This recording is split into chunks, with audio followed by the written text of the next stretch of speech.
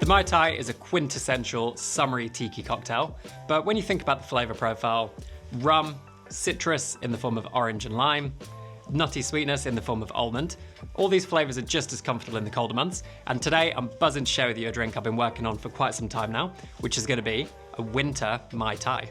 So stay tuned for some small tweaks to the base recipe which are going to have a massive impact on the final drink, bringing through those really nice warming seasonal flavours.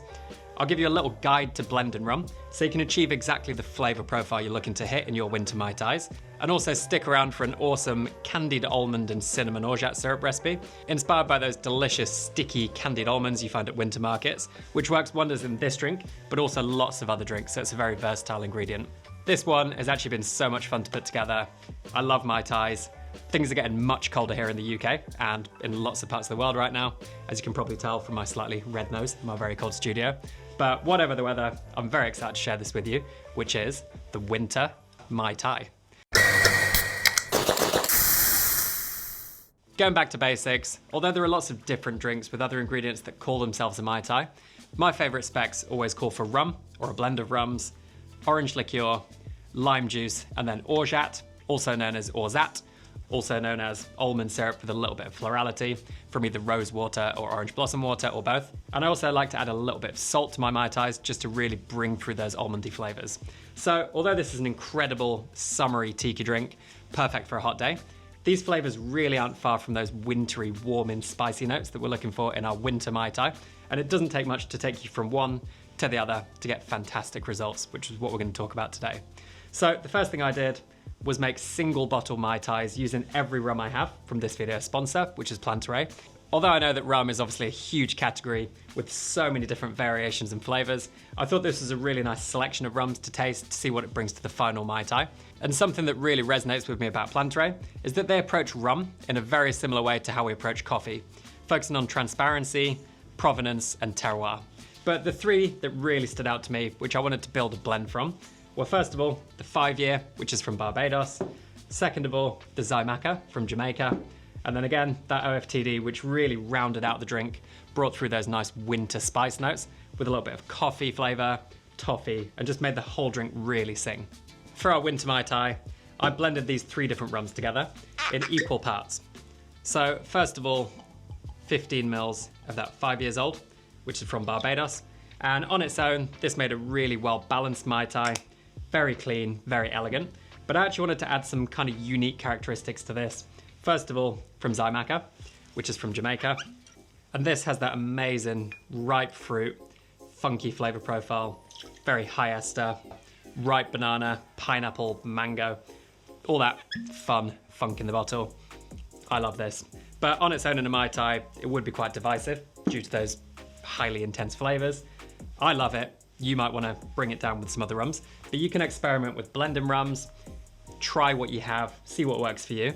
But this I think is a really nice basis. Then finally, 15 mils of that O.F.T.D, which technically stands for old-fashioned traditional dark, but I have heard it also stands for oh, that's delicious. This is bottled at 69%, making it an overproof rum. The rums in this blend coming from Barbados, Jamaica and Guyana. On its own in the Mai Tai, I'd say it was a little bit overwhelming, even though I reduced the amount I was adding to account for that high ABV. Flavour-wise, this brings those nice warming spice flavours to the drink. Coffee, toffee, dried fruit like raisins, a bit of black plum in there. But these 3 work particularly well as a blend, coming together to taste like quite dark caramelised pineapple, some very ripe, almost overripe banana, and that kind of spiced toffee and coffee flavour profile, which is going to make the perfect basis for our winter Mai Tai. On the topic of rums and spirits more generally, a lot of you have asked me for more information about brands I recommend and how spirits are made and used. If you head to the PLANTERAY website, you can sign up to the Uncut Stories newsletter, which will do a great job of doing this, and this will be sent directly to your inbox. This is an incredible series of stories behind some of the products in the Maison Ferrand portfolio, which includes PLANTERAY rum, Citadel gin, Ferrand cognac, and many more great brands. They just dropped a fascinating article about the delicate art of yuzu distillation, all about Maison Ferrand's quest to find the perfect yuzu, which took them from Japan to Morocco. So head to the website in the description below, get yourself signed up, and a big thanks to PLANTERAY for sponsoring this video. Next up, I like to go with orange liqueur, specifically Ferrand dry curacao. And although I'd traditionally go with 10 mils here, I'm actually going to go with 15 mils again, making it an equal part recipe up until this point, because I really want to push through those delicious orangey notes. Quite festive, quite seasonal. And this also adds a little bit of sweetness to the drink. So to balance that sweetness, we're going to need our citrus, which is going to be in the form of lime juice. It's going to be 20 mils.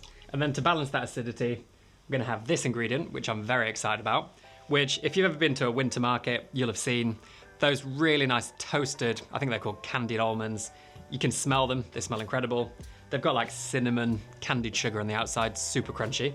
And this is an orgeat, inspired by that flavor profile, but when you add it to the drink, it brings all those nice caramelized almond flavors, a little bit of cinnamon, a little bit of florality. And this, although there are a few steps involved, is totally worth the effort of making. First of all, you want to take 50 grams of almonds, put them into a blender and blitz them just for a couple of seconds into a coarsely ground powder. Add this to a pan, and then you just want to lightly toast these until they slightly change in color, a little bit browner, but definitely don't burn them. You definitely don't want to burn your nuts, that is bad news. And then once you've got that slight color on them, add in 150 grams of caster sugar, and then you just want to leave this on that low to medium heat. And then the whole thing almost comes together to look like these almost crystallized almond nuggets, I suppose. And then at that point, you want to take the pan off the heat, add in 4 grams of cinnamon, and then just leave this to cool slightly. In that same blender cup, which you don't necessarily need to wash after blending your almonds, we're going to go in with 100 grams of boiling water, first of all. And then to this, we're going to add 2 grams of orange blossom water. So be careful with the orange blossom water. This is a big, powerful flavor, which can overpower your drink. So I recommend using a spoon for this and some very accurate scales. And then finally, we're going to add 0.2 grams of xanthan gum, which is essentially this much, not very much, which is optional, but it really helps that orgeat stay together and homogeneous rather than settle into a kind of split mixture. Give this a good blend to incorporate that xanthan gum.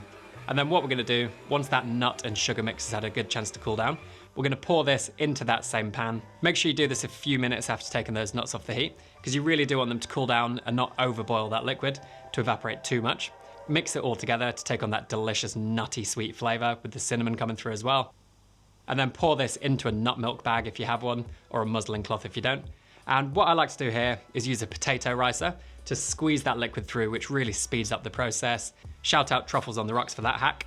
And then you're left with this incredible candied almond and cinnamon orgeat, which is not only great in here, but you could use it in things like an iced latte, any iced coffees for that matter, old fashions, lots of different cocktails.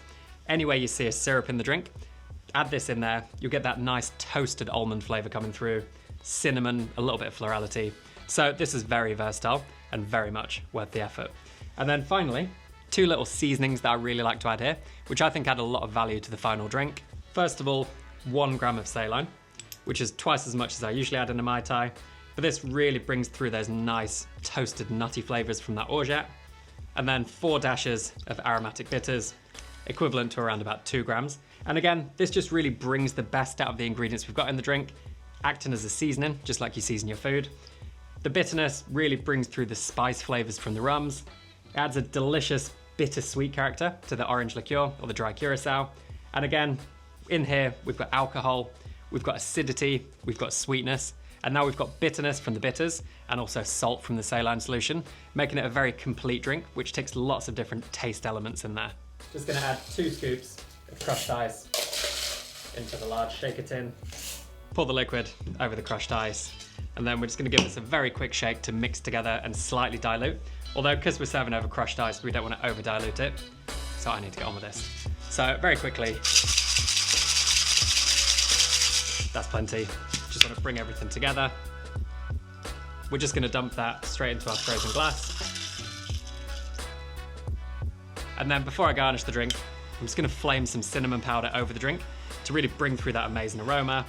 Really festive, really warming. And after adding our straw, we're just going to garnish that with a big mint sprig, a wheel of dried orange, and then finally a cinnamon stick to really reinforce that this is a winter Mai Tai. So there it is. I really hope you enjoy that one.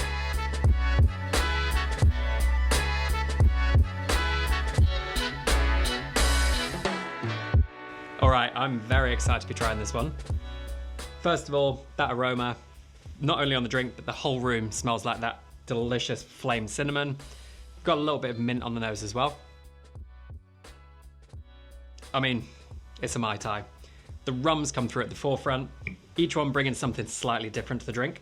We've got that nice core flavor profile from the 5-year, a little bit of tropical fruit, but almost like a caramelized tropical fruit. We've got the big, ripe, funky flavors from the Jamaica. Got the spice and darker notes coming from the O.F.T.D. And then you really get that nice orangey flavor, quite sweet coming through, also quite festive. And yeah, that almond is quite complex. I think the toasting is really important here because it really brings through that almond flavor. The florality is subtle, but definitely there. And then those seasonings, I just think bridge everything together really nicely. The salt, you actually slightly can taste, but the bitters, I think, are kind of, if you didn't know they were there, you probably wouldn't call it, because it just brings the best out of everything else. And I just love Mai Tais. I am very happy to drink this all year round. It's very cold in here today, and this is a perfect kind of wintry drink, while still being refreshing, booze forward, and very much my kind of drink, and hopefully yours. If you like tiki drinks, if you like Mai Tais, if you like those nice warming wintry flavors, I think you're gonna love this, and hopefully you give it a try. So I've genuinely loved putting this drink together. The process of blending the rums was really interesting. I encourage you to blend rums. It's a very fun process, very eye-opening, and if you're a coffee professional, I think you're gonna love the PLANTERAY range because we have that really nice terroir focus, which lets you really understand the rums on a deeper level. So I'll put more videos on screen for you to watch here and here. I really hope you enjoy the next one. Thank you for watching and enjoy your winter Mai Tais. Cheers.